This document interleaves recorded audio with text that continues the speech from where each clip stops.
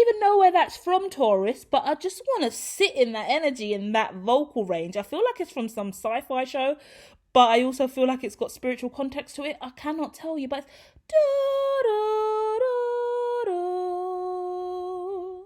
So if you know where that's from, feel free to take that. But as I've looked into your energy, I can see a real surrender. Sexy, gorgeous, divine surrender. You're just letting it all fall away. Yeah? When you are really ascending, my voice, I love doing these readings because as I go to different signs and I sit in the energy, oh, Taurus has got me serene today. This is the energy that you've brought me to. What realm are we in, Taurus? Because you are ascending differently now. How fascinating. It's a situation of, right, this spiritual strength. I see you literally. We've got the whole world in our hands. We've got the whole world in our hands. We've got the whole world in our hands. We've got the whole world in our hands. We've got me and you, brother, in our hands. We've got me and you, sister, in our hands. I think that's how it goes. That's like a really old song from church school. But that just came to me as I'm looking at the image because I'm looking at a Buddha spirit, an avatar spirit, holding up the world above your head, and it's weighty. You got people underneath you. You're preventing the world from falling on top of them and crushing them. And in that same breath, that's your masculine principle. Your feminine principle, on the other hand, is sitting there somewhat naked, where water is just flooding through your fingers, and there's like a waterfall that you've created within your own palms. So not only have you got spiritual strength, you've got emotional resilience as well. Emotional intelligence, a lot of integrity and strength here, a lot of wisdom, a lot of whether you're male or female, there's a lot of nudity here. There's a lot of sexualization here, and sexualization can very easily be way too sexy and seen as blasphemy, sin, yucky, oh my god, are you a sex worker, are you selling sex again? Like oh, don't even start me off on the issues around body and flesh. But there seems to be a really profound awareness of the beauty of skin and what it means to be naked and true. And it's funny to have that card next to the Buddha, the monk card, really, this like Buddha looking monk here with the avatar kind of symbol here, from like Avatar Last Airbender, because it's really incumbent of just truly understand what it means to be naked and free. Because we can talk all day about spiritual people who pretend to be spiritual who are not really spiritual, and someone who reads tarot or puts a crystal in their bra suddenly thinks they're sent here to change the world. And it gets cringy and embarrassing. Everyone's screaming they're a guru. Everyone's reading tarot online. Everyone thinks they're the incarnation of God. Everyone's talking to Jesus and Krishna. I mean, it's as lovely as it is that the divine can start to formulate in this way in the 3D, and that nuance can spread out across spirituality and religion.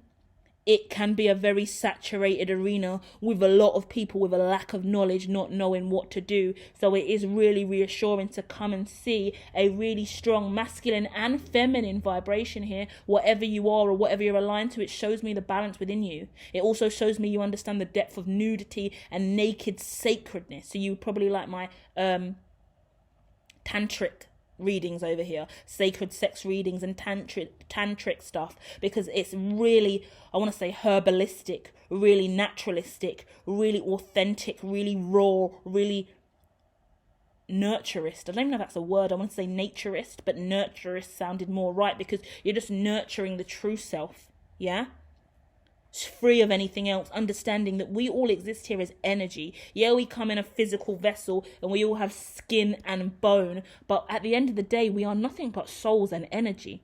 So when we truly have the ability to break away and compartmentalize the differences between just being skin, just being flesh, and just being just knowing spirit, or reading tarot, or embracing crystals, using properties in the right way, you are the property.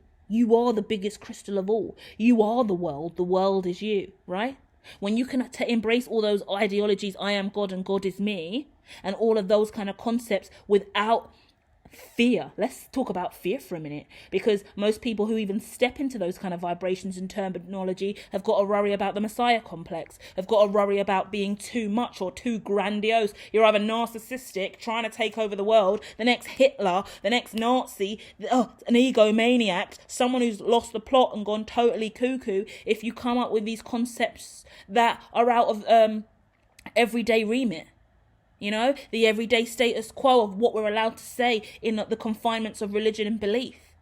So it is nice to look at your energy and see that the true self is flooding out now, you know. And when you get to this part in the cycle spiritually, your true self will just continue to bellow outwards. You can't stop it. And that's when you just surrender to it and you sit in it.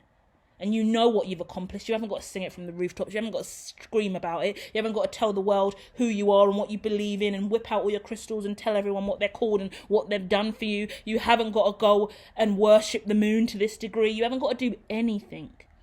Because in that same breath, you are God and God is you. The moon is in you. The moon exists outside of you and in you. You are the world and the world is you. You know? We are all one and the same. And that is the gorgeous energy that's coming through here. Light and dark, positive and negative, light and dark, love and light, dark and hate. The polarities of all things exist on a spectrum, and when we can allow that to be so, weaving in and out of the fractals of life, that's when we're better off. That's when we're healing and ascending and being who we really are, and we can just fall into the now moment without fear of prejudice or judgment or rejection or needing to be more or less, because there is no more or less really. And that's the biggest life hack of all. Knowing there is no more or less, we don't need any more or any less. Okay, there are always attributes and inferences from the elements of life, fire, earth, water, air, and spirit.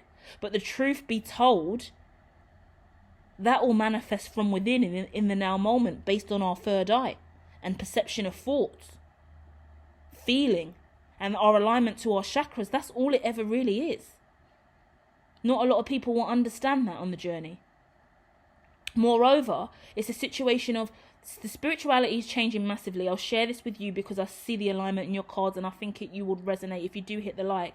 But spirituality is changing massively. A lot of the stuff that I've been teaching years back, now everyone's saying, and they're using all these phrases of, oh yeah, that's just a projection, or it's just this person doing this, or it's just this person doing that. And it's kind of like, everyone is evolving at their own unique rate, but they're just reciting the same old memes and the same old narratives that have been said so many times already, and they're actually not even having the ability to truly internalize. Such a shame how we are claiming wokeness from such an unconscious state. The level of unconsciousness surrounding the woke community is incredibly high. And it's a situation of just continue to look at every situation in life from the internalized standpoint of self in the now moment, that internalized perception of you from the conscious to the subconscious. And then that's where you move and navigate and negotiate and align to others with or without them. Yeah? For you are one and the same with all things. And everyone can scream from the rooftops that they're spiritual and they're doing the work and they're doing this and they're doing that and whatever.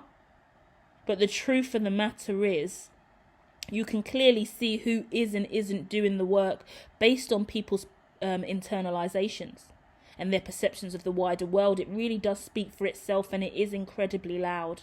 Yeah? And just as your energy is. So be incredibly proud of yourself for having the ability to break through the unconscious wokeness that surrounds the collective that most of us live in at this time, and choose to go further into the subconscious and really study self, because as a result you're moving in a beautiful direction in your life, or you have been. I mean, and even when I say terms like moving, we're moving and we're not moving all in the same breath. We're going, but we're talking, but we're not.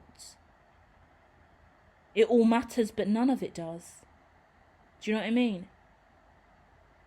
So I'm going to leave you with that, and I'll be back soon. Love and light, Taurus.